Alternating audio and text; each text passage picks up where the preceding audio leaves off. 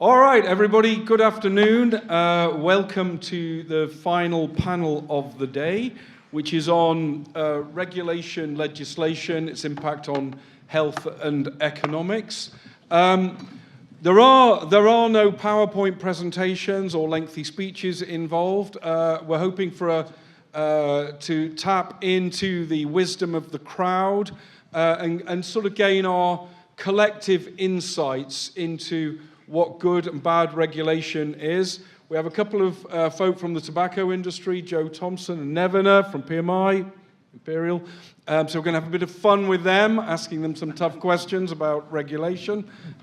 We have this guy who no one's ever seen before, and also David Sweanor and me. Okay, so because there's no presentations, I still want to give everybody a chance just to get started with just a few remarks along the lines of, how should we think about regulation in this field? What are your talking points if you're stuck in a lift with a minister or a regulator? What is it that you're going to say? Okay, so David, do you want to kick off? And we'll really brief contributions here. Then we'll open up. I'm going to start interrogating the panel. Then we're going to get questions from the audience, points from the audience, and we'll also interrogate the audience. We're not going to put up with any nonsense. There'll be challenge in all directions. Okay, David. All right. I think if I were to talk to a minister who's in a position to be doing something on this, finance minister, health minister, we can pretend it's combined portfolio.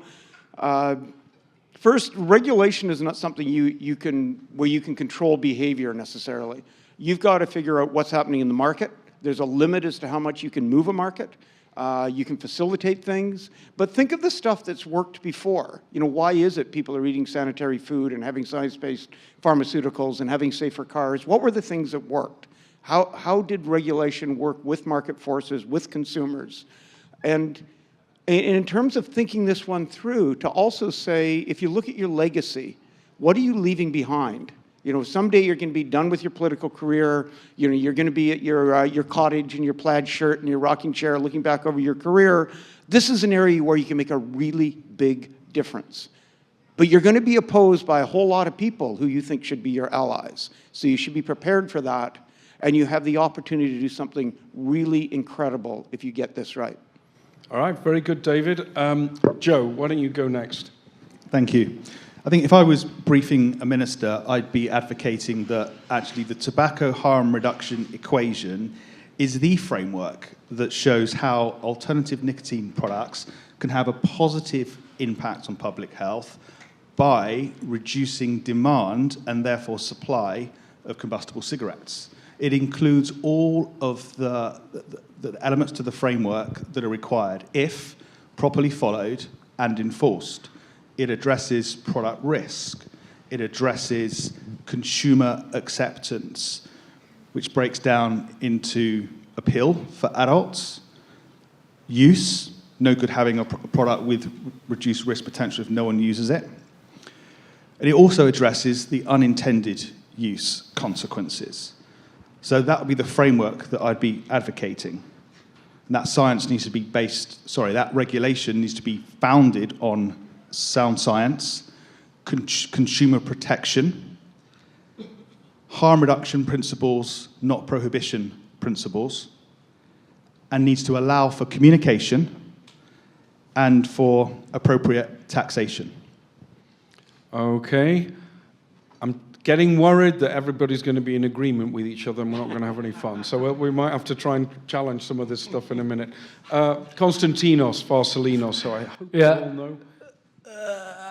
After so many years involved in research in these products, I still don't understand why we pretend and we believe that regulating harm reduction is that complex and that difficult. I think it's much simpler than it looks. What also puzzles me is the paradox of having better decisions and regulations 10 years ago, and I'm referring, for example, to the EU TPD, the Tobacco Products Directive. Better regulations 10 years ago with far less evidence in simple things like even the relative risk of these products. We have far less evidence. compared to the decisions that today are being made, or discussions about decisions that are being made today from regulators and governments, even in developed countries like the EU, in a period today that we have so much overwhelming and very convincing evidence on both the lower harmfulness of these products, as well as their efficacy as acting as smoking substitutes.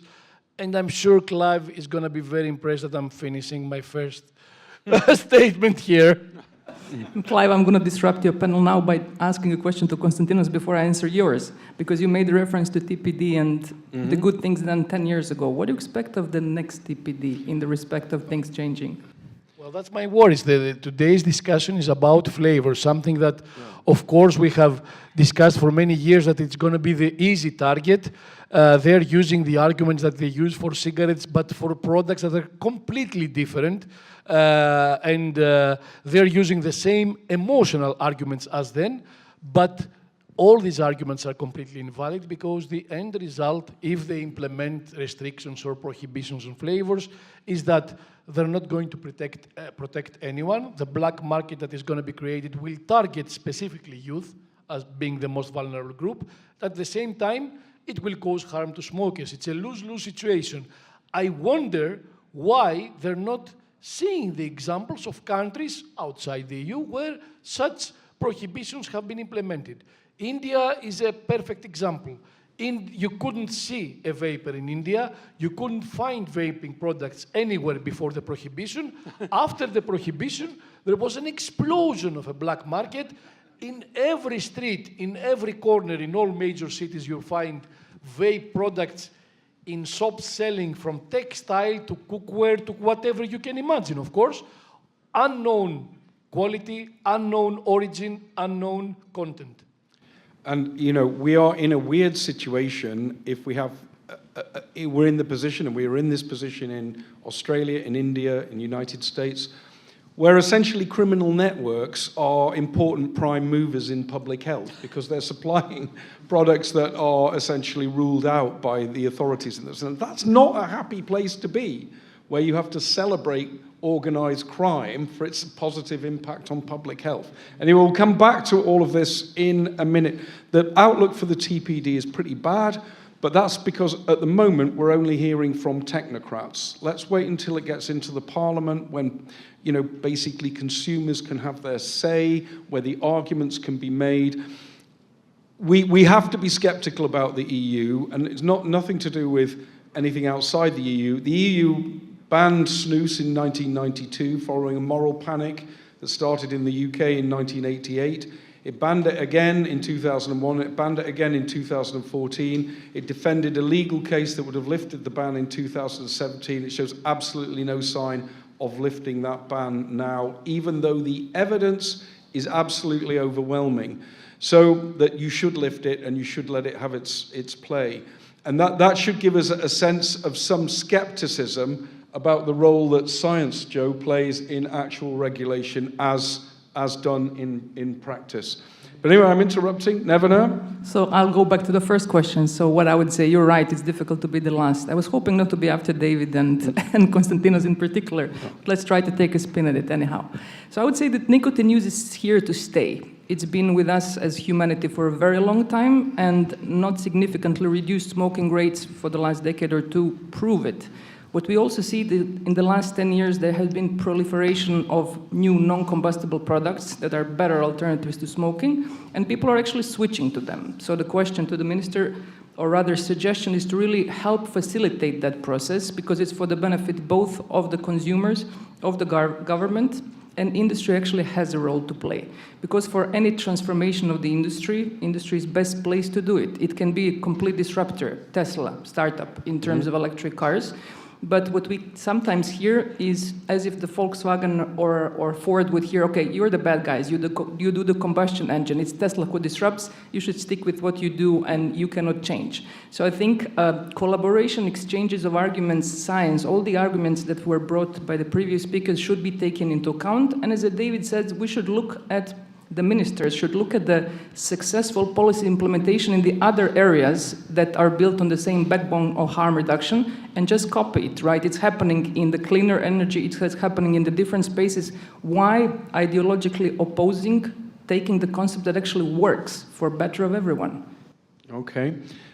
Some really good points in that, but I want to draw out one because I think it greatly affects how we think about regulation.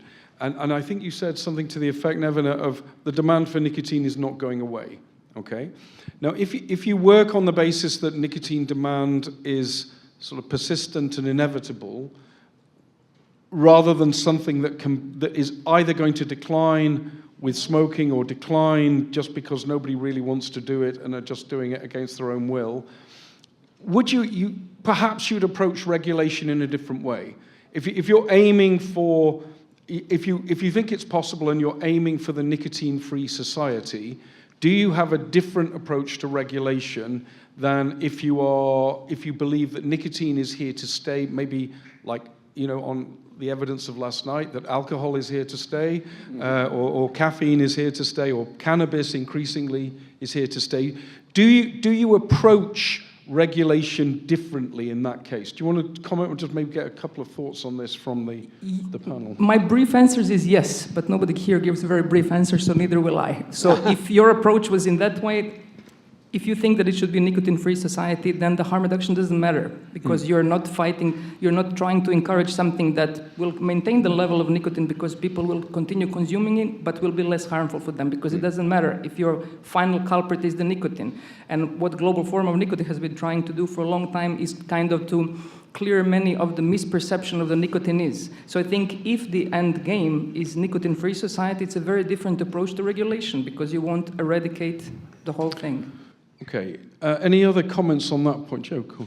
Yeah, I think it's wholly unrealistic. Australia is the great example or case study of where they've tried to stop an element of nicotine in society through prohibition, and we've heard, over the last couple of days, some of the stories of what's happening there. So I think it's wholly unrealistic to try and regulate consumer demand for what consumers are requiring. All right. And any thoughts on this from the audience? This tends to be an audience who will say, positive things about nicotine and argue that it's here to stay. But is there any skepticism about that? I want to pose a question. Oh, I just did that. Why? It's very similar to yours. Interrupt. The question should be, why should we be aiming for a nicotine-free society? Yeah.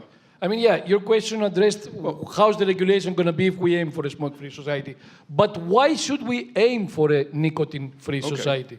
Maybe to get funding from Michael Bloomberg? That's one argument, Not a very convincing one, but... Well, okay. Let me put this a different way. Let's get some comments from the audience. I directed that. Does anybody sort of feel that the demand for nicotine is something that, it's a sort of anachronism left over from the 20th century? Nobody really wants to do it. So people only do it because they're like addicted. If you listen to the tobacco control view of nicotine, the story goes something like this. Predatory companies, use persuasive marketing and packaging to hook youth while they're intellectually immature and while their brains are still developing, to turn them into addicts for life, and therefore a source of reliable cash flow. And the only pleasure that they ever get from nicotine is essentially relief of withdrawal and craving. Okay, and there's nothing else to it above and beyond that. It's just a sort of form of possession by a corporate entity. Anybody got any views on whether that argument is right or wrong, or half right or half wrong, or what? And then I'll ask the two tobacco folks. Oh, I thought you might. give your name, Flora. Flora. You have outed my name out. But Flora, BAT. A very simple answer from my perspective. People always want something. Stimulant, something to help you sleep, something to help you relax, something to help you pick up, whatever it is. And nicotine is no different. So I don't see a scenario where people would not want it. And so, is it something in your question that will just, oh, it's only because of those who are addicted to it that you're dealing with? I don't really think so. And so the talk about a nicotine-free society, for me, is so unrealistic that it will not happen. All right, let me get something from, I know this feels like a bit of a diversion away from regulation, but believe me, it isn't. I think it's very important if you believe that demand for nicotine is persistent, you're regulating a continuing market in nicotine rather than regulating to eliminate it. So has anybody got a neat way, particularly people who use nicotine in the audience, has anyone got a neat way of explaining why there is a demand for it? I'm someone who's never used nicotine, so if I was to put my theory that I just put forward, the way that the tobacco control community describe it, how would you say to me, no, you're wrong about that, the use is for the following reasons? Who'd like to have a crack at that? Oh, all right, we've got one over there. I can't see who it is. Oh, it's Norbert. Excellent. Say you are, Norbert. I'm Norbert Zillertron-Schmidt, German Consumers Organization, IGD, and I think nicotine-free society is a rubbish concept, just as much as a caffeine-free society would be a rather rubbish concept. Nicotine is in many ways just like caffeine for the user. It is a stimulant, it relaxes, and if you overdo it, you get a headache.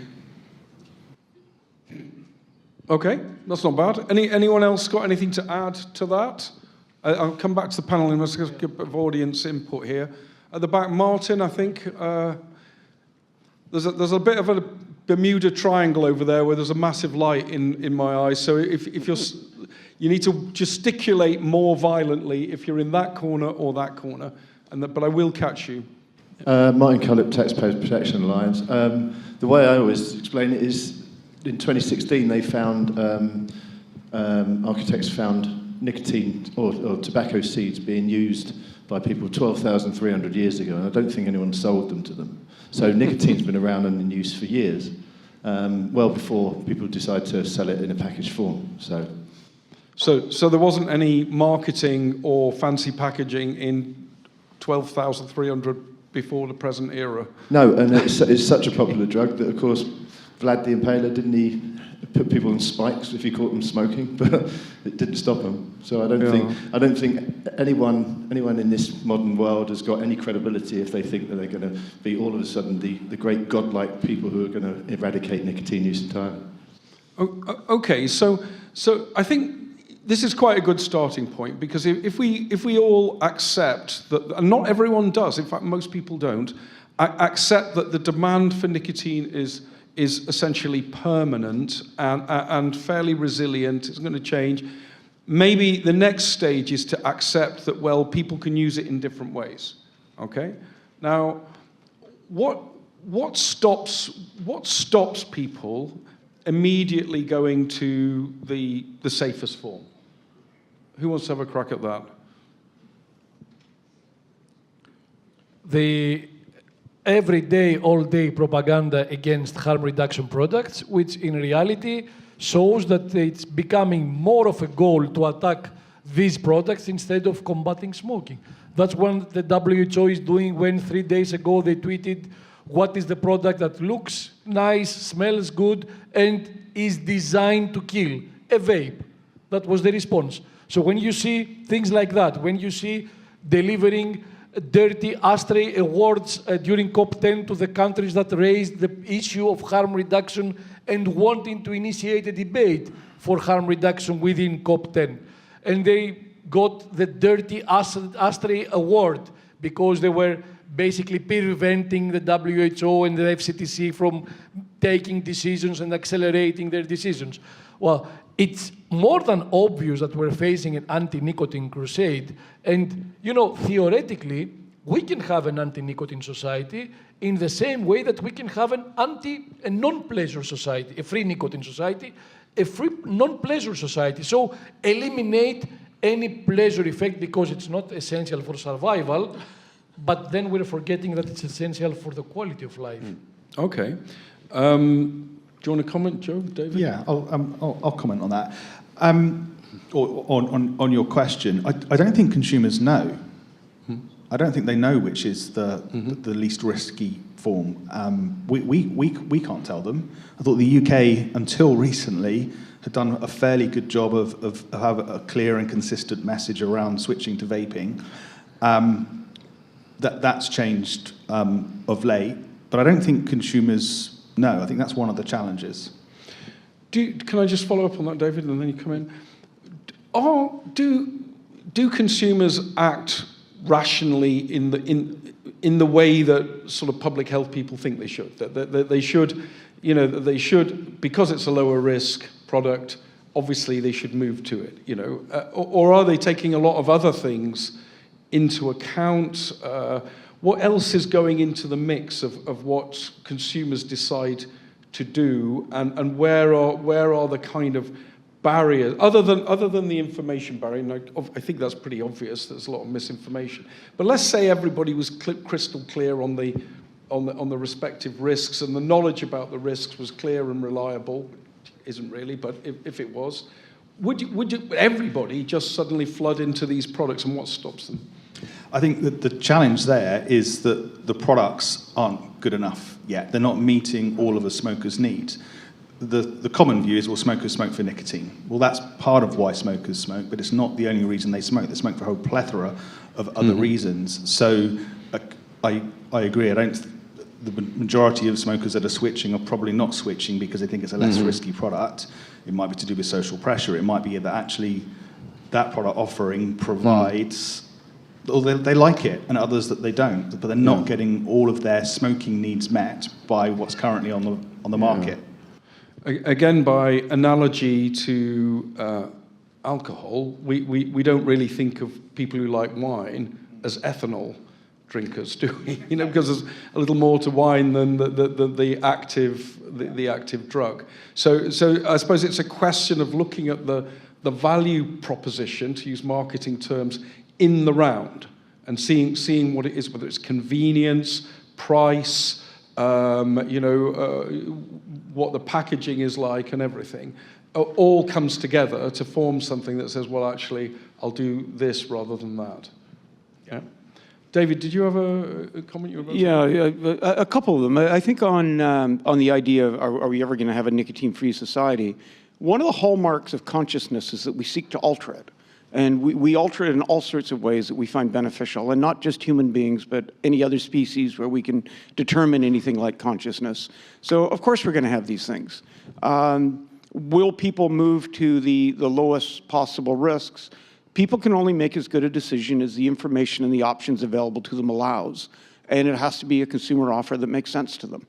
And I think that the bottom line is you have to at least start with that and see how far do you get. In the history, when we look at moving to far less hazardous products and services, is that consumers do this. And sometimes they do it very quickly, like the move to sanitary food. Sometimes it takes more innovation, like the move to science-based pharmaceuticals, safer automobiles. But we've seen people make these decisions, and it's the reason we live twice as long as people lived 120 years ago. So I think we will see those changes, but they are consumers, they are individuals. It's a matter of empowering them to make decisions that would be better for them, but it's their decision what they're going to do. Oh, okay, I'm going to just sort of change direction slightly. I think we've established that nicotine products, nicotine demand, nicotine consumption is here to stay, at least in this room, probably not in like the rest of the world. We've also understood that there are different types of nicotine-bearing product and people can switch between them, but they don't instantaneously do what public health people would say was the safest or most rational thing for a variety of reasons, okay? Now, if we take that starting point, what then is the role of regulation? And when I presented at this conference in 2017, oh my God, that's a long time ago, I opened up by saying if I had 1 hour to present on regulation, I'd be spending the first 58 minutes saying why you shouldn't do any regulation that you've already done. Almost all of it is counterproductive. But what are the things, if you were regulating in this area, and first of all, is there anyone who thinks that actually you shouldn't have any regulation, just don't need any regulation other than just the normal general consumer protection regulation? Is there a case for that? Does anybody want to make the case for a no regulation environment for nicotine products? No. Oh, there is someone. It's Chris Snowden, notorious libertarian. Let's get the libertarian perspective on regulation, because believe me, it's worth listening to. Go on. Well, I don't know if I can really make the case for it. So I think people need to make the case for the regulations themselves. I mean, you said that you are taking it as read that there will be normal consumer regulation, so the batteries aren't going to explode in e-cigarettes and the snus is not going to have rat poison in it or something. So what are we talking about? We're talking about allowing it to be advertised. Well, absolutely, everything legal should be allowed to be advertised. Again, within normal bounds of, has to be, in UK, the system is based on adverts have to be truthful, honest, and something else legal. Perhaps I can't quite remember. Why would you be against anything that's truthful and honest? So let everything be advertised. Taxes, I assume that you would include sin taxes as part of the additional regulation. Well, there's lots of reasons not to do that. They are regressive, for one thing. They are very rarely actually economically justified, even in the case of products which are harmful to health. There isn't, if you look at the overall economics of it, the cost to the state of various public services, you factor in things like pensions and other welfare payments. There is the macabre truth is actually unhealthy products that kill people tend to save the government money rather than cost the government money, so there's no grounds for tax on that basis. Or Pigovian taxes, as you would say. What else is there? Stupid things like display bans, plain packaging. A lot of this stuff doesn't even work on its own terms, aside from being unnecessary in the first place. So why would you have legislation that doesn't even achieve its outcomes, particularly when it has unintended consequences? So I can't think of any particular piece of regulation that's being applied to tobacco products or e-cigarette products which have really done any good at all. All right, we're going to end the session there. No, only kidding. Okay, but I think whatever you think of Chris's views on what doesn't work, there's a basic argument there, is you can't assume, or you shouldn't assume, that regulation is inherently justified. It has effects, it limits what people can do, it sometimes limits choice and everything. So a regulation has to be justified on its merits, and those are sometimes simply an illusion. They are not there, and we'll probably be talking more about unintended consequences and trade-offs as we go along. But let's start from Chris's challenging starting point and get a sense of where people do think regulation is justified and what the arguments for and against that are. And then we'll look at where we think regulation is not justified and what the arguments for and against that are. Can I make a comment? I think that before discussing on how to regulate things, it is important to set the goal for the regulation. So why do we want to regulate it? And in my opinion, in the case of harm reduction, the reason and the goal of the regulation is to facilitate consumers to make informed decisions. Okay.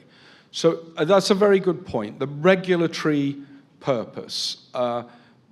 What are, and that's one of them, to facilitate informed... I think it should be the only one, to be honest. Okay, but let's see if other people think there are other ones. Other people might think...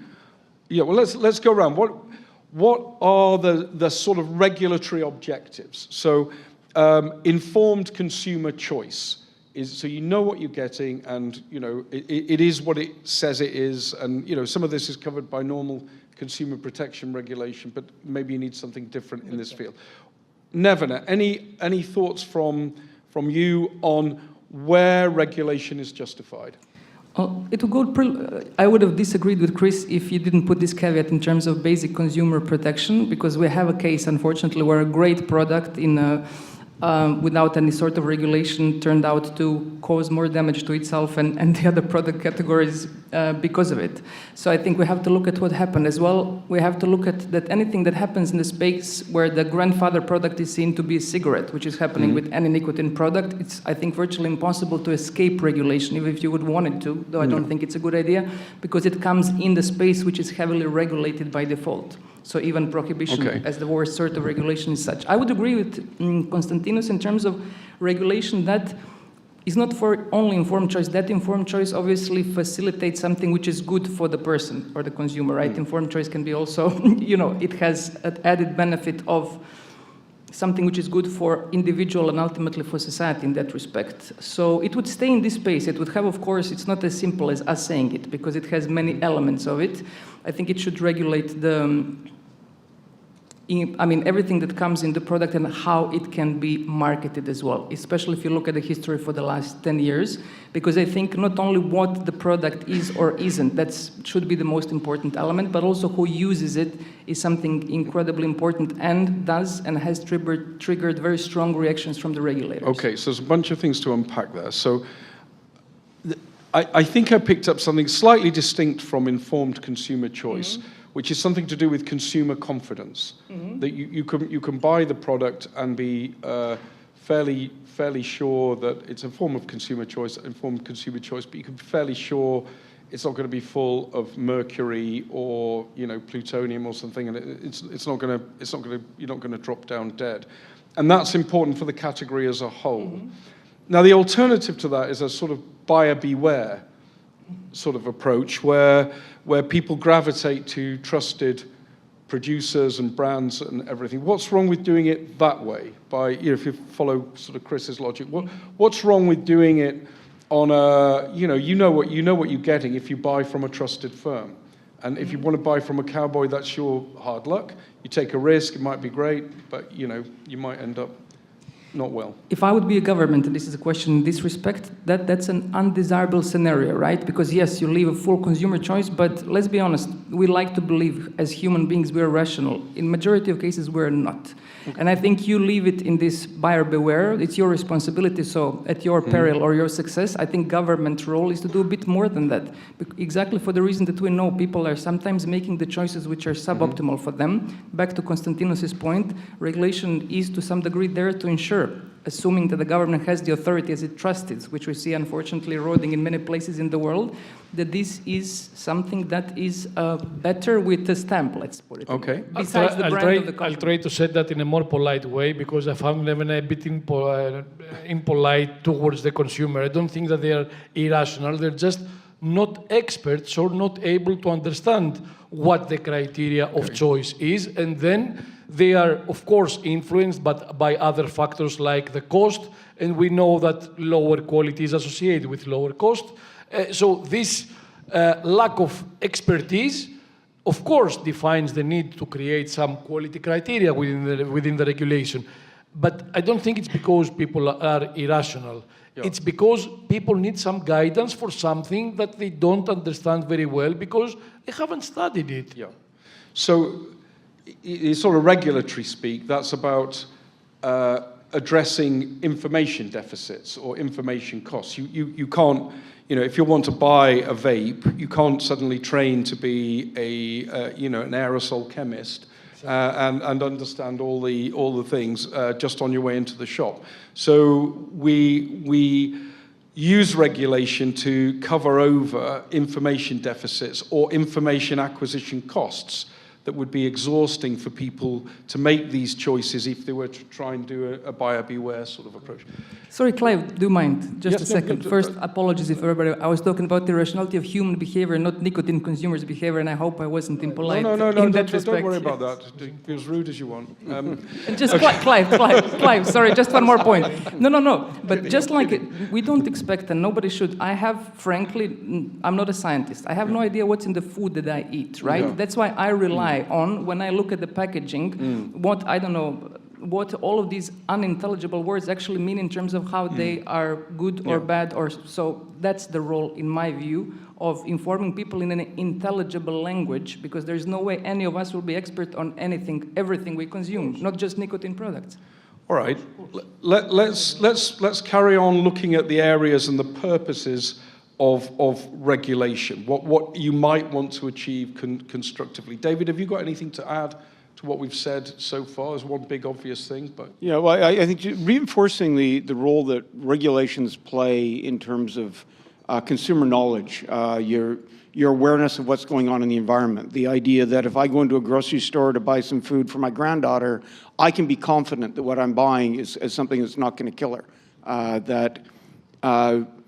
Because there's regulation in place that does that. But if we have regulation on nicotine products, that particularly regulation that's giving a relative advantage to the lower risk products, that's hugely educational for somebody to look at that, to say, well, wait a minute, the taxation of, there's no tax on this, there's a big tax on cigarettes, I remember something about that, or these products are more widely available, the regulation is proportional to the risk.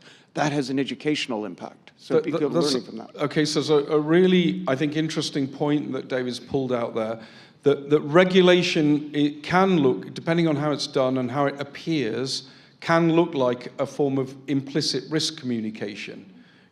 So if it's covered in skull and crossbones and black and yellow hatched markings and comes in a lead-lined container, you're kind of saying something to the consumer about what's in the what's in the product. And I think this is the reason I'm mentioning this at this point, because it's important when people regulate for one purpose. Let's do plain packaging because it will, deter youth from uptake. They may be doing something that they weren't intending to do, which is sending a risk communication that all the other things in the world that have plain packaging, which is almost nothing, except cigarettes, are probably equally dangerous. And there's been some scientific findings on that regulation can have these other effects, in particular risk communication. And if you put high taxes on, if you put big warnings on, you say, well, actually, this product is like that product. It can't be anything like as harmful as alcohol, because that comes in lovely bottles with, pictures of French chateaux. So it can't be anything like as dangerous as wine or whiskey. And therefore, you've got a problem. We'll come to you in a second, Joe. Let's just go to the audience for views on further regulatory purposes.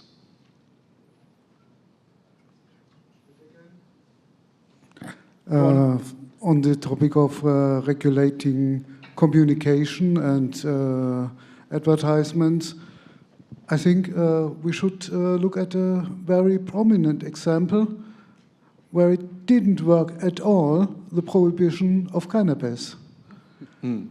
Cannabis had been around for decades, and no advertisements were allowed because of the prohibition.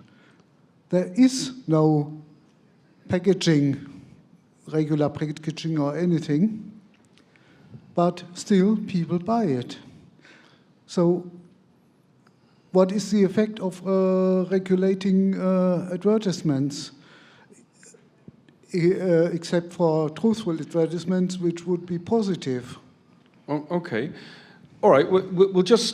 Let's just jump into advertising for a minute. Was somebody else trying to get a word in there? I'm sorry. Okay. Oh, Peter, go on. Just get it. Peter Vorster, let's have a comment from you. I'm not expressing a view on it necessarily, but I find it interesting that nobody's mentioned age when you talk about regulation or requirements for regulation. Right. So that was the big missing piece that seems to be driving a lot of regulation at the moment, and we were just kind of getting around to outing that. So I think you're right. So one regulatory purpose, and what one needs to examine the validity of that purpose quite carefully, is to prevent certain populations or certain users accessing these products or using them. And you know, typically in the vaping space, that would be children, minors, adolescents. Language is important. Or even non-users. You know, we don't want to see uptake from people who've never smoked or former smokers. You know, that's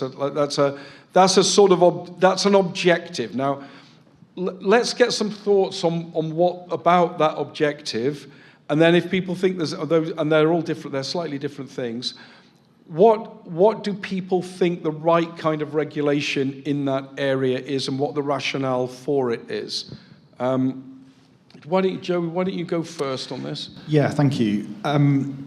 Certainly, regulation to protect youth is important. I think what surprises me or baffles me a little bit is that when you look across at other industries, we've got mechanisms as a society to protect young people. We don't want them to drive. There's mechanisms to prevent that from happening. We don't want them to use alcohol. There's regulation and mechanisms in society to prevent that from happening. And yet, with tobacco products, or vaping specifically, the answer is, well, the regulation's not working, therefore we need more regulation, which is not really addressing kind of the root cause. Okay. Anybody? Let's focus on youth at the moment. I think there's a couple of different objectives associated with regulating to reduce youth use. One is the intention of actually reducing youth use, and let's debate whether that's a good or a bad thing in a minute.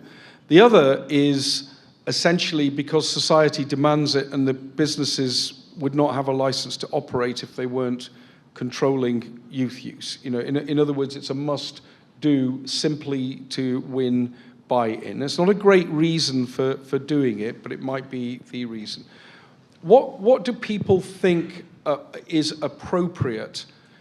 Well, let me back up, and I'm sorry if I'm talking too much, but I think it's one thing for us, and most people I think in this room would express a preference for young people, you know, not to use substances, not to drink, not to use nicotine, not to use drugs, not to do a whole load of things. Okay, not everyone, but let's just assume that that's sort of taken for granted.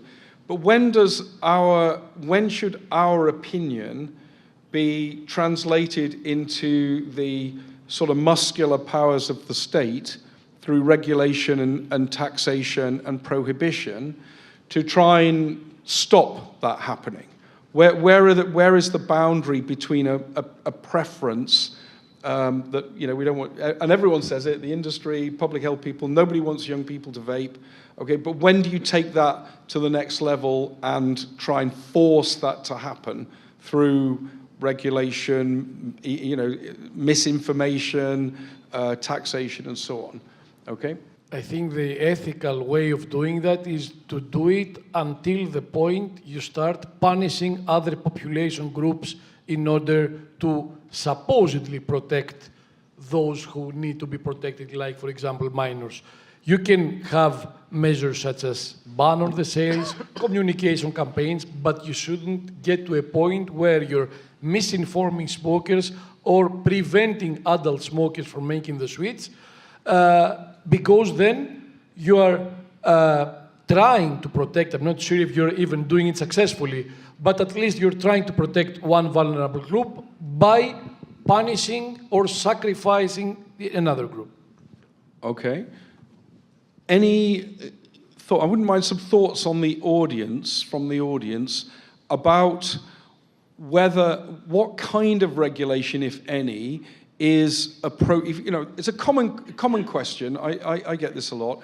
Okay, yes, all very well. You want adults to switch to these things, but what about youth? What should be done to protect youth?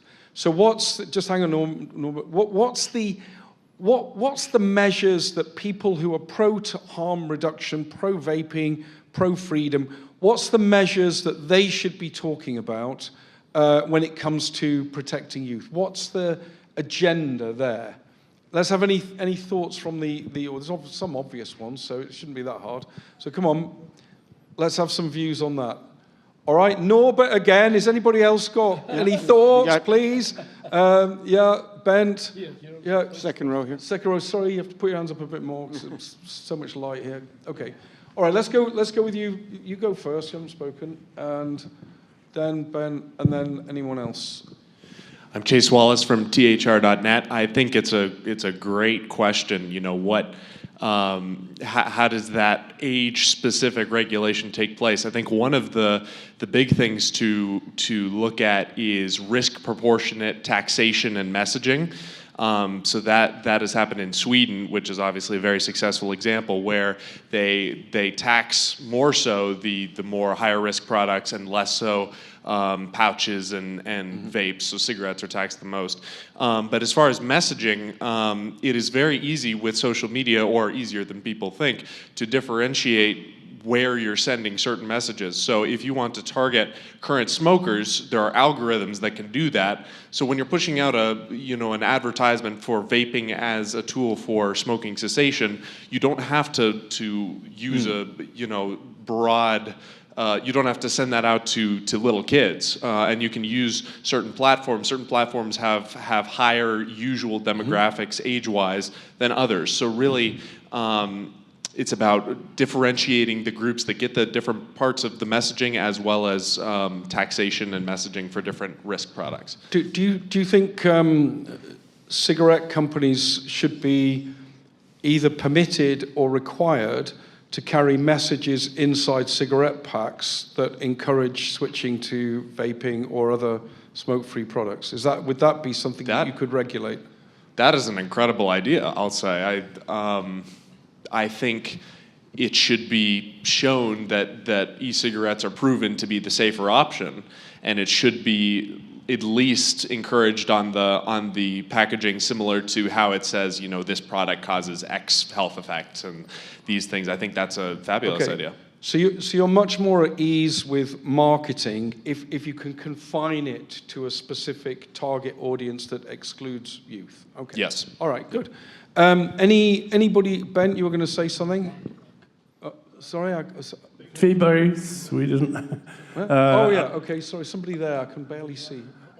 About your. Okay. Go on, Ben. Go. About your last comment. Could we regulate to put something in cigarette packages recommending something else? That is happening. I think the cigarettes sold by PMI has an information on IQOS as a safer option. I also think it was Atakan Befritz who told me that in Nigeria there's information that smokeless tobacco is less harmful than cigarettes. And about the age verification, in Sweden, almost all of the e-distributors of snus and nicotine pouches have an obligatory e-ID demand. It's not just that you click in, yes, I'm 18, when you're actually 12.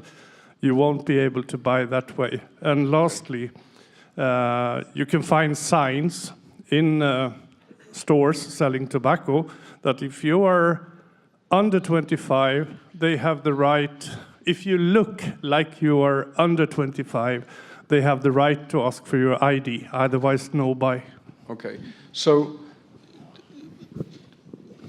essentially an age regime, an identity verification regime at the point of retail, making sure that people don't sell to young people below a certain age, 18, 21, whatever. Is there sort of like broad consensus on that? David? Yeah, I'll just throw a wrench in here that I don't get upset when I see teenagers walking into coffee shops. It's a psychoactive substance. And in fact, when I'm off on my bicycle early in the morning, I see some teenagers who are waiting for a school bus before 7 o'clock in the morning because of high schools that start at 8 o'clock in the morning. I think there's actually a good case to say it's inhumane that those kids who's as teenagers we have a body clock that doesn't allow us to function well in the morning. It's probably inhumane for them not to get caffeine. What's the case for somebody who's 14 years old with attention deficit disorder? Isn't going to make it through school unless they have something for it, and maybe there's some reason they're not using medications for that, but nicotine does that for them. Should they be able to do that? Or when you're trying to educate the public, a debate about legislation is really important. One of the secrets about the debates about a cigarette advertising ban is not that the ban itself would have such a big impact on consumption, but the arguments about it being constantly in the media was educating the public about just how dangerous smoking was. So maybe having a debate about what the restrictions should be, because we're now dealing with very low-risk products, would be incredibly important, not so much for whether a teenager get access to this, but for their parents and grandparents to keep hearing this message. There's now products that are so low risk that we're thinking maybe it's like a kid drinking tea. All right. That could be educational. Okay, there's a couple of interesting points there. So situations where you wouldn't want to prevent young people accessing vapes or pouches or whatever. Maybe one when they would otherwise be smokers, and then maybe another case where, and we haven't discussed this very much, but where they get some benefit from nicotine. It's stabilizing, it's calming. If they're a certain kind of person, then maybe you want to do it. I think these things they're valid arguments, but they take you into different, extremely difficult territory. In at the present time, where I think they run up against this license to operate problem, that you have to show that the people are not, you're not selling to young people. But that's more to do with expectations than it is to do with substantive reasons for regulation, and maybe we should keep those distinctions in mind. Okay, I think it was Garrett, you had your, oh God, I can't see anyone over there. Okay, Garrett, you go. Oh, it's working again. If you look at, say, the biggest allegations against nicotine for young people, the only things I've heard from the other side about nicotine and the young people is nicotine in the developing brain, the gateway theory, and a newer generation of nicotine addicts. I mean, we've pretty much batted all those harms off. I haven't heard any other harms in young people. Mm-hmm. They're red herring harms. And I think really we're in the realm of really optics and, giving a concession over to the other side. I mean, if a lot of young people, and they'll probably be around 16, 17, on the cusp of, being adults anyway, are going to use nicotine, I mean, I suppose it does beg the question, so what? So what? So what? All right. Yeah, no, spatter of applause for that. At the back there, yeah, I can't really see, but give me your name. I have some kind of not popular thing to say. That's from me, my personal point of view. I have 9-year-old boy, and we can go with common sense explanation how to go with it. Yeah, so education. But this is the second point of view, the advertising of the cigarettes. You can go inside any of the grocery store in Poland. The best looking shelves, the prime shelves, the first looking shelves are cigarettes. From the younger age, every kid who's going into the store see these shelves with the cigarettes. And then you're telling them you shouldn't smoke. Okay. What? So I'm. Just wait a minute. Yes. What? Let's get to the. Let's get. What I'm trying to say, I'm totally against. Not against. With the ban for all kind of advertising of the cigarettes. Okay. And we should start with that, from my opinion. All right, Go further. Just wait a minute. Let me put the question to you. If you're driven, you're thinking about your 9-year-old son, and that's perfectly reasonable.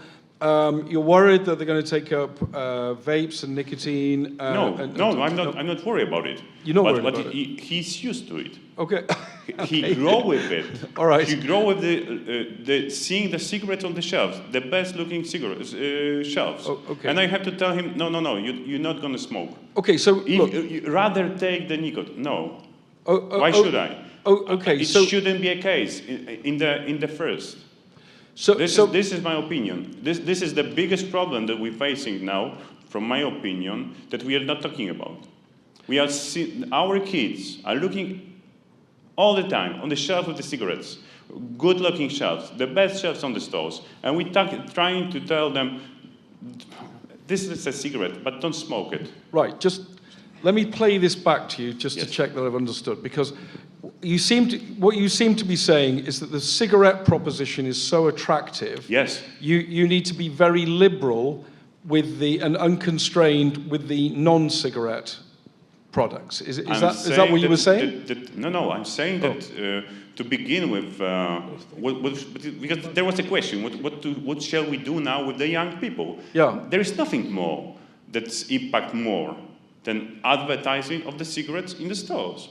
Okay. We should start with something, and we can then educate them. But the 3-year-old already saw it. All right. This is what I'm talking about. From the youngest age. Just let me press you a bit on this. Yes. It's quite interesting. I'll come to everyone else in a second. Okay, let's say cigarettes. You ban all the advertising. You ban.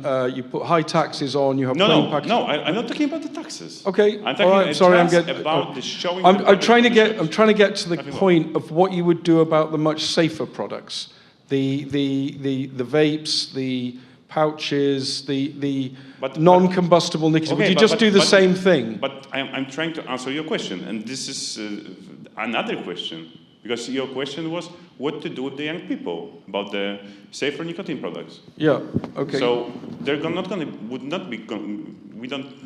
not have a problem with that. We have 24% people in Poland who are smoking now.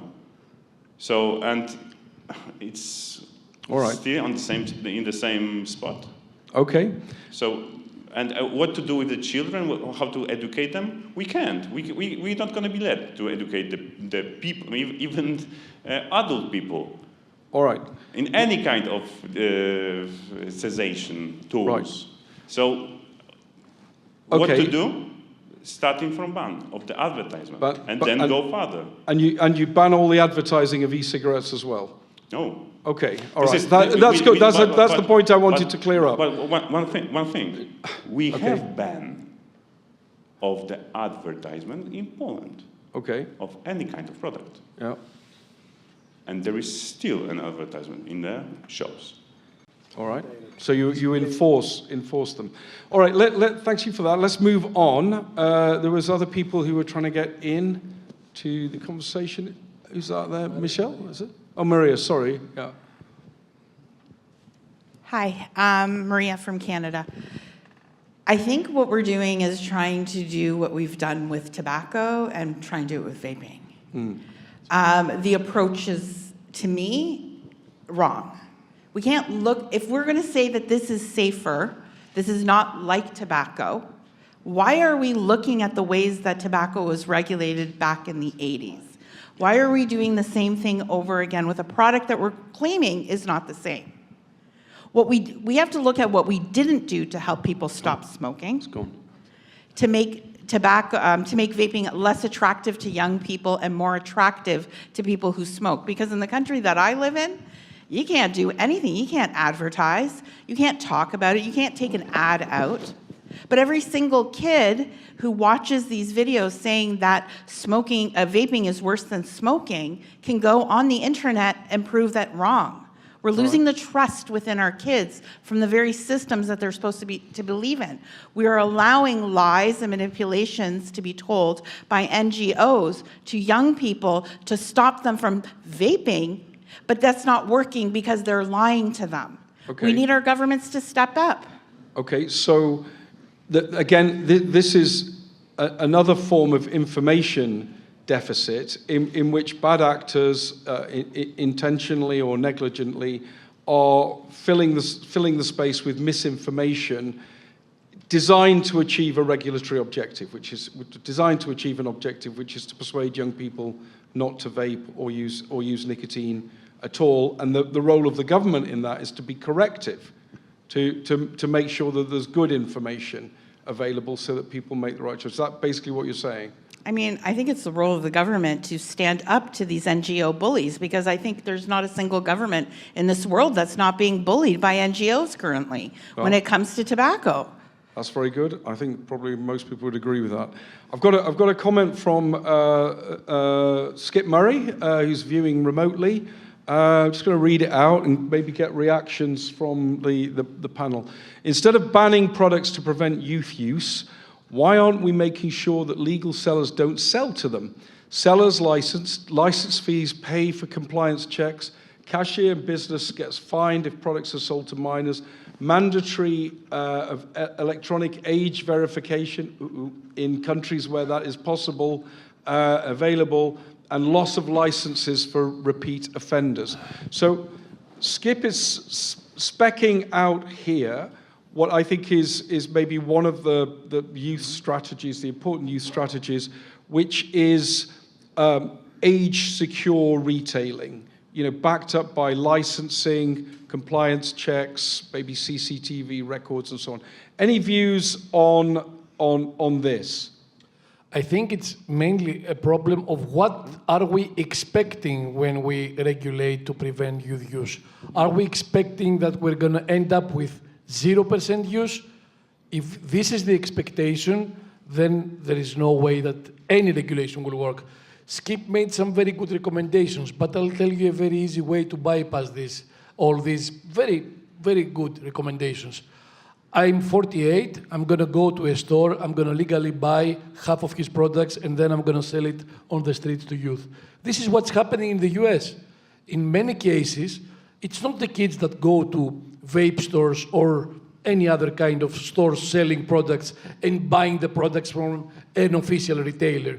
They have other adults who buy the products absolutely legally because they're adults, and they're just reselling these products to kids on the street, next to schools, wherever they're going. So there is always going to be a way to bypass any sort of regulation. So again, we must have, governments should have reasonable expectations.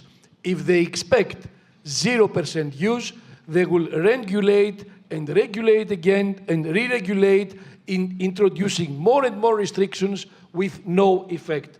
At the end, they're going to punish, as I said, other population subgroups. So we should again start by what we expect the regulation to offer. Yeah.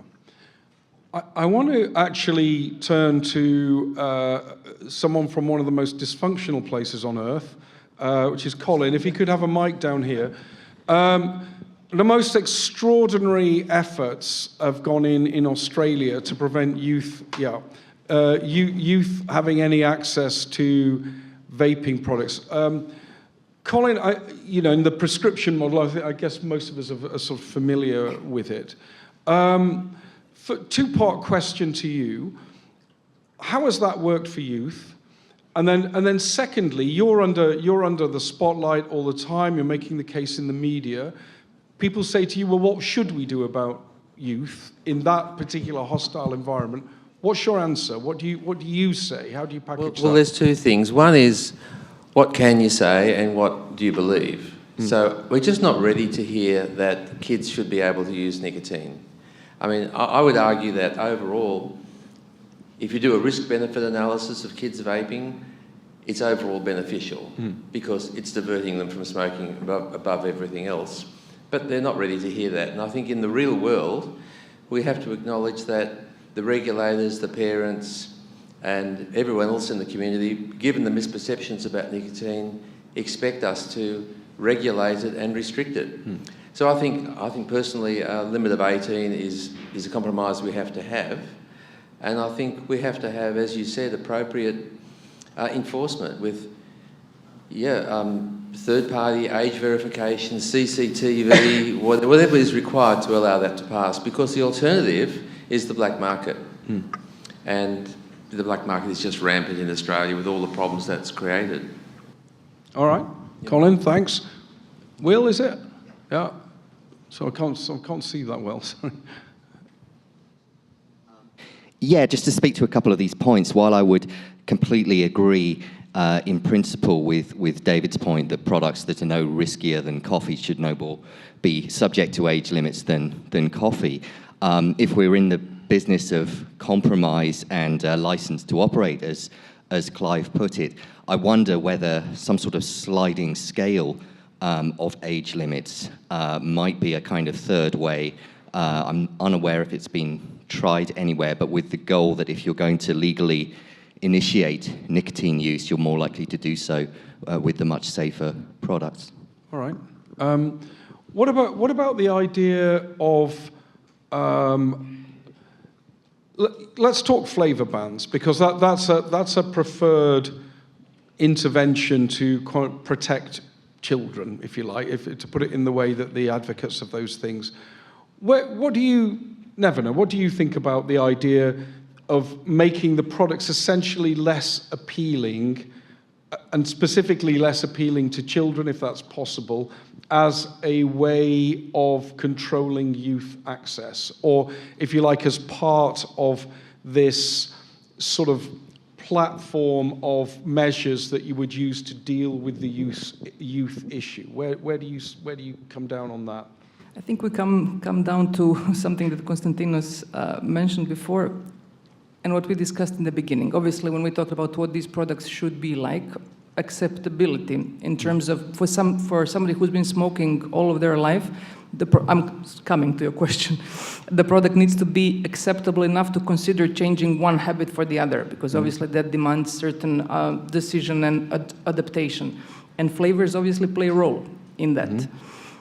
In terms of how, then when you add this element, obviously we want, and you're absolutely right, the company's position is that the minors should not have access to the products, and the question of enforceability. So how to find the right balance in terms of ensuring that there is enough variety of products that will meet adult smokers' references, while trying to really identify, and I think it's more about, the discussion before was about how to direct the communication, but I think it's also what kind of communication, not who do you direct it to. So to me it is, on one hand, how these flavors are communicated, which matters a lot, not just which flavors we're talking about. So obviously, to Colin's words, compromise is something we're ultimately probably going to land on, while from the perspective only of adults, if you look just at adult smokers, obviously there should be plethora of flavors for anybody to find something that will meet them. But then how do you offset this thing that flavors might play a role in terms of children being interested in this? Finding this balance, which will ultimately be compromise, is a very difficult question, honestly. If there's a problem at all, is the issue, because flavors are like several things, aren't they? They're a chemical recipe that contains ingredients that some of which might be hazardous. They are a sensory characterizing thing, like this vape tastes of apple or whatever. And they're also a descriptor, you know, that this flavor is called, you know, unicorn vomit or whatever, something silly. Where, if they're going to intervene anywhere, if you accept those three type of ways of thinking of flavors, and if there's other ways of thinking it, do say, where should regulators be going with that? Where should they be intervening? I think, you know, one extremely important thing is to introduce regulatory intervention while knowing how to measure their impact. I find it very flabbergasting, actually, that many of the regulation in this space are done sometimes overnight, and without really thinking, how will you assess the effect of it? I think this definitely fits into that. Okay. But to answer your question, I think it really is, I would focus on how these products are marketed, so let's call it descriptors, right? And also, you know, how this communication is actually tailored. trying to kind of safeguard as much as possible sensory experience because that's the relevant part for the adult smokers, while trying to reduce maximally the appeal that it might have for those that it shouldn't be intended to. Okay, that's good. Any other views on the panel on this question? You can find several examples, especially in US liquids, of packaging and labeling of vaping products that everyone would consider, I mean, in a rather objective way that they are kid-friendly. But if you look at the so-called vaping epidemic in the US, the growing popularity of electronic cigarettes, the main culprit was Juul. Juul has the most neutral packaging, labeling, and naming you can find. They don't have any fancy names in the flavors. Their packaging is almost plain, I mean, nothing crazy, but kids went crazy using Juul. So it's not that simple. It's not about cartoons. It's not about fancy names, although there are ways that regulators could intervene in these aspects. But on the other side, you find something that doesn't look fancy, doesn't have any fancy name, is not kid-friendly in any way in appearance, but it attracted kids. So it's a much more complex way of approaching this. I think I will agree with Nevena. It's a matter of communicating and descriptors, what they are. And here comes the paradox. Ideally, these products should be presented as smoking substitutes, and you're not allowed to promote them like this. Manufacturers, retailers, they're not allowed to present them as smoking substitutes. It's a therapeutic claim. They are not allowed to say that take this to quit smoking or to reduce your smoking consumption. If they do it, they have to do it discreetly, secretly, but not publicly. So on one side, they accuse the manufacturers of targeting kids and not presenting these products as smoking substitutes, but these have put the laws and regulations that prevent the manufacturers from doing that. So we're reached to a point where regulation is also creating the problem itself. But it's not a matter, I think, of whether we should regulate or not. The problem is what kind of regulation should we aim for? Yeah. And it starts from what kind of a goal do we have? A nicotine-free society makes no sense. 0% use among youth. It won't happen ever. If you engage into such a goal, the only thing that is going to happen is every year you're going to add restrictions, and more restrictions have no effect. And then add more, again with no effect. It's going to be a dead end, a vicious cycle. So set realistic goals and find realistic solutions. Okay, so a couple of things to draw out of those comments. I was very struck, I was very glad that Nevena raised the question of what you could call intervention research. So a policy's been done, and in the rare occasions where people go back and look at what actually happened, what do we learn about how a market responded? Not what the legislator intended, which is often, well, if you prohibit something, it disappears, which it doesn't. But how did the market, the consumers, the suppliers, the illicit providers, how did they respond to that sort of intervention in a complex adaptive system? And actually that research, I think, is some of the most important for us to get our minds around. There was a paper that came out, I think, on Monday, showing that where flavor bans had been introduced, vaping went down and smoking went up. So the people who want to reduce vaping, it worked for them, but looking at the totality of the system, it didn't work at all. It was net harmful. Sorry, okay, Chris, and then Joe. Sorry, is there anyone else? Just wave, keep waving, and I'll try and see you. Go on, Chris. I want to make what should be a fairly obvious point, which is if you regulate any product with children in mind as being the target, you end up with a society in which everybody is treated like a child. It's the infantilization of public health, and it started with the anti-smoking lobby. I'm looking at you, Clive. Okay. Until the anti-smoking lobby started going on the warpath, it was just understood in society that something can be advertised, but it's not necessarily recommended. People could see products on the shelf, children could see products on the shelf, and understand that they weren't for them.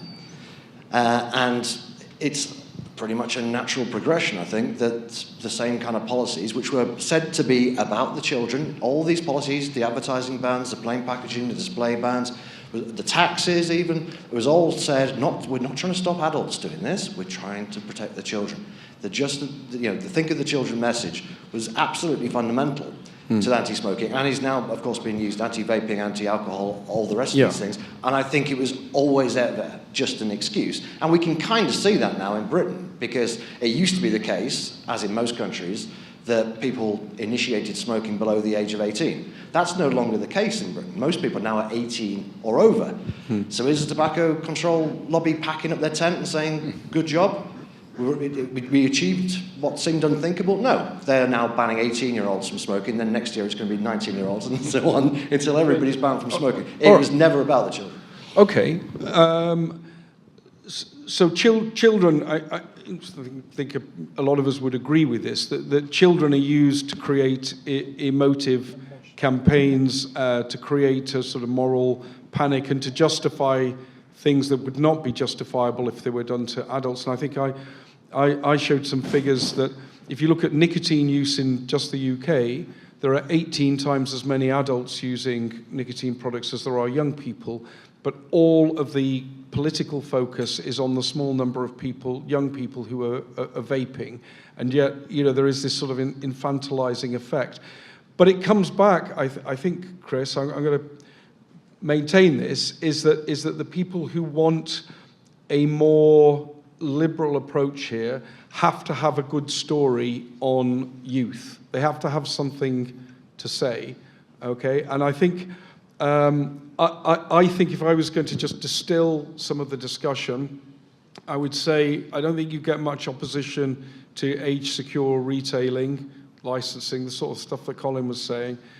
I think there is some kinds of marketing, that whether or not it has an effect, people just don't want to see it, and it looks like it's appealing to children, even if it's appealing to the frivolous side of adults. And I think there's another big one here, which we sometimes overlook, which is it's imperative to keep the market legal. The needs of those 18 times as many adults are served by a legal supply chain, responsibly and proportionately regulated with acceptable risk.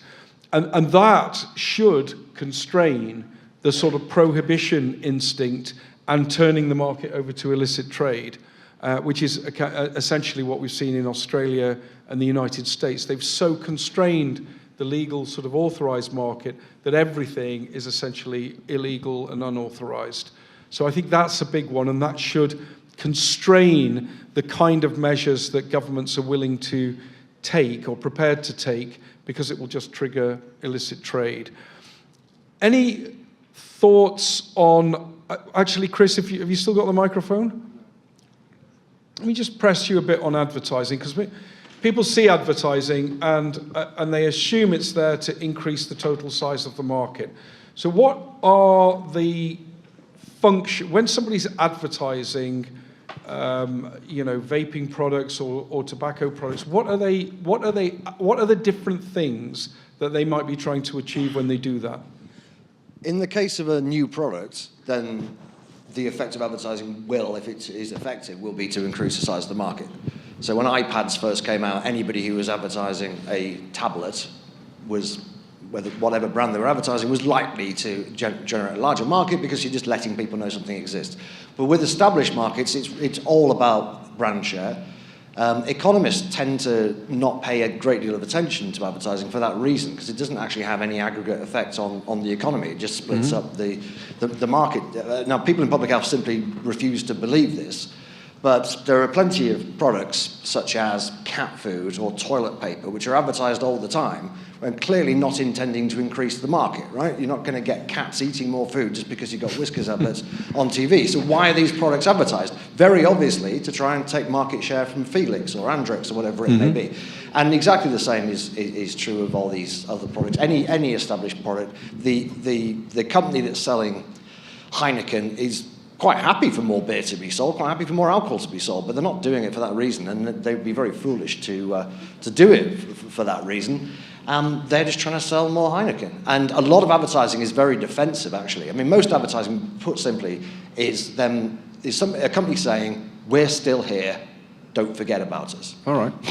Okay, so I think there's an interesting aspect in terms of advertising regulation, regulating advertising, which is that advertising vapes is essentially entrant products competing with incumbent products and trying to win market share from essentially the cigarette market, which is a beneficial thing.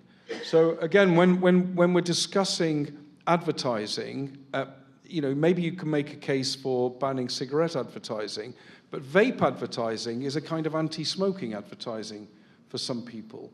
So should you think about that when we're discussing regulation? Or is it, in Chris's other view, it's a brand new product, vapes. Is it essentially increasing the market for nicotine by hooking kids? Okay, and how would you sort of look at the difference between those?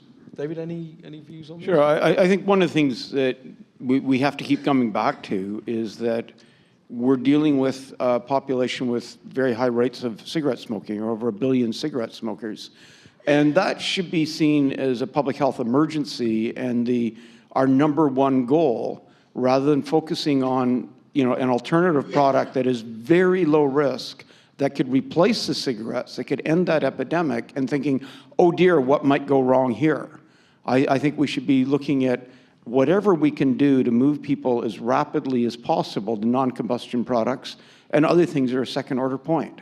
And whenever you talk about what we might do to protect young people, think about their parents and their grandparents and their aunts and uncles and their teachers and their coaches standing behind them with cigarettes in their hands. What impact is it going to have on them? What are the unintended consequences, but entirely foreseeable consequences to the people whose lives really are on the line? All right. Amazingly, we're sort of getting towards the end of this. I want to ask about big visions in regulation. The so-called end game measures. Okay, so these are things like, let's take all the nicotine out of cigarettes.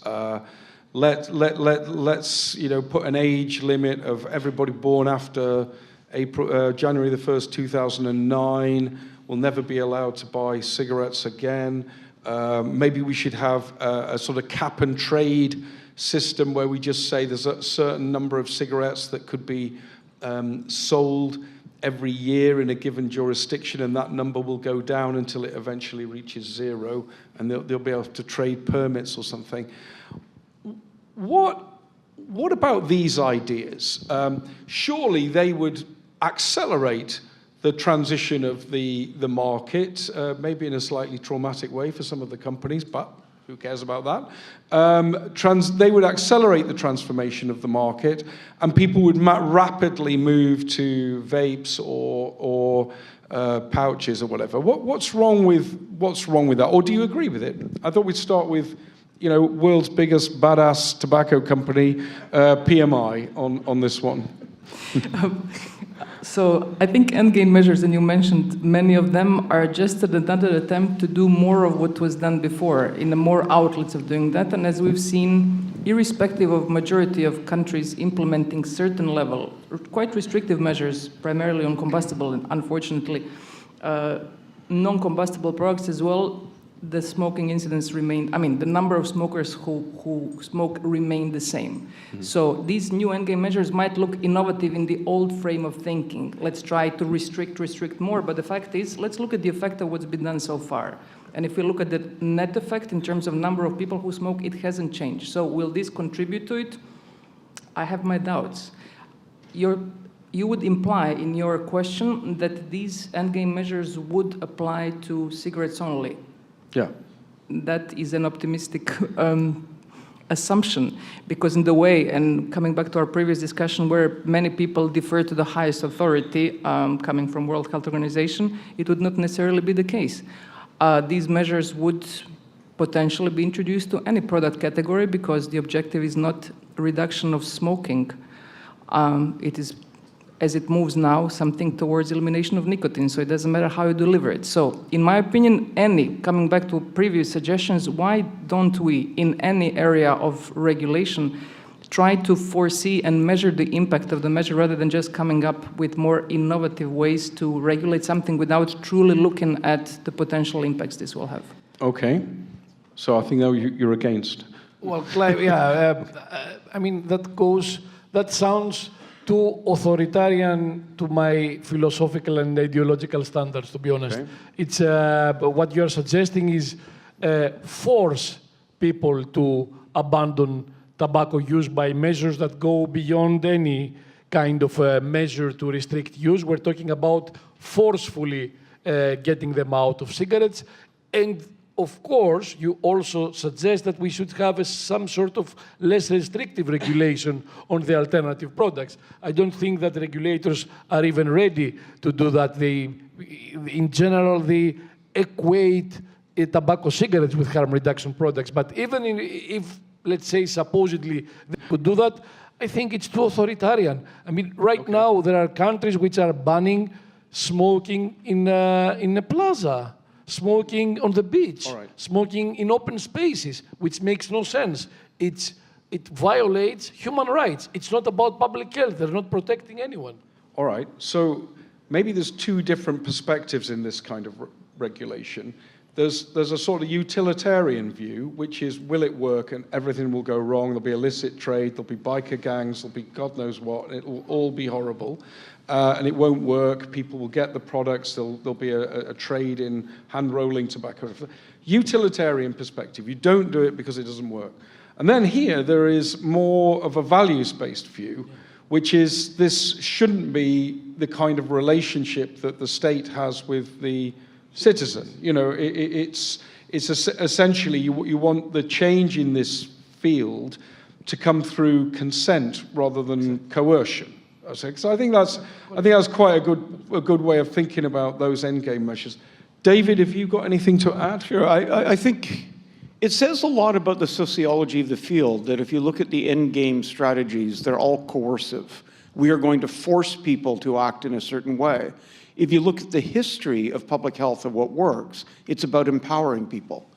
And yet, the empowering things don't come in. So it's like a first step, or the first thing we do is we force people to change in ways that they clearly haven't been wanting to do, rather than, what if we told them the truth? What if we gave them better products? So it strikes me a lot like a town that says, we need to get people in better shape here. We're going to start beating them with sticks because they're not exercising enough, as opposed to, what if we designed the city so it was easier to walk and to ride bicycles, and we had nice parks to take children to, empower people? Those sorts of things work. Okay. That's what's worked on so many other areas.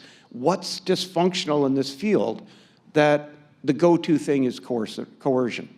All right. So that's a further strand to this argument about regulation, which is that the state should function as an enabler.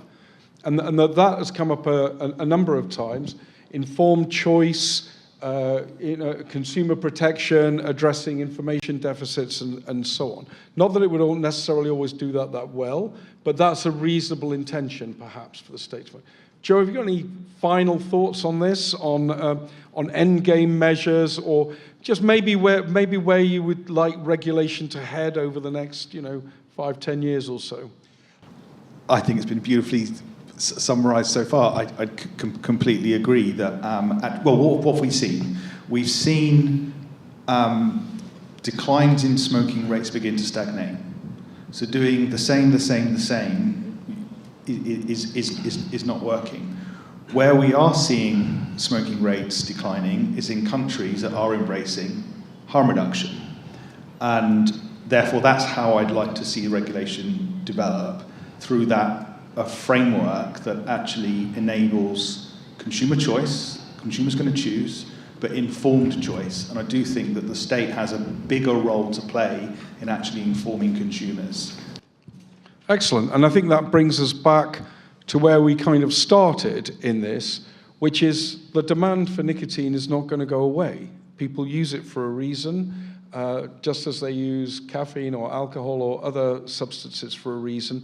And therefore the question is, how do you ensure that it's made available in forms that have acceptable risk, meet the needs of the people who want to use it, and use the powers of the state to enable that, rather than to coerce sort of behavior change through these heavy-handed measures. I mean, that's, I think, how I would sort of like summarize our last remarks. And as it's now 5:32, we have reached the end of our time. I never thought we'd manage to fill an hour and a half talking about this, but there you go. First of all, thank you for everybody in the audience who spoke up, and everyone who's watching online. I thought it was a great discussion. And I think with that, we'll just draw, if you could give the panel a clap here, we'll just draw this session to a close.